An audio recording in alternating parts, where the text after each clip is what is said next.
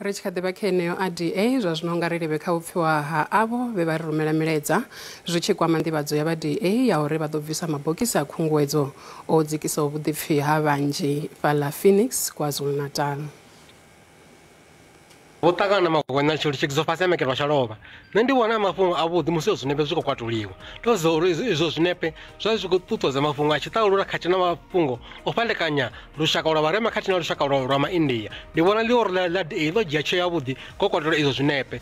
Votangana mafhungo ya Lwan King yo bva nga fa mafhungo kha ḽafhandani ndi vhona uri vha DA bvisa izwo zwifanyiso zwi re na maipfi a tshiṱalula zwi ḓo vha thusa uri vha songo xelelwa nga vhatevheli vhanzhi ngori vhatevheli vhanzhi vha tshi ḓo vha ṱutshela nga u vhona zwiito izwo. Zwino arali vha tshi khou bvisa ndi vhona uri ndi mafhungo avhuḓi. Nṋe ndi vhona vha ḽihoro ḽa DA vha na mbuno ḽa u bvisa zwifanyiso izwo. Ndo sedza nda vhona uri vha khou zwi vhona zwori zwifanyiso izwo a zwiho fhethu ende a zwi ngo ṱanganedzea ngori ndi zwa tshiṱalula.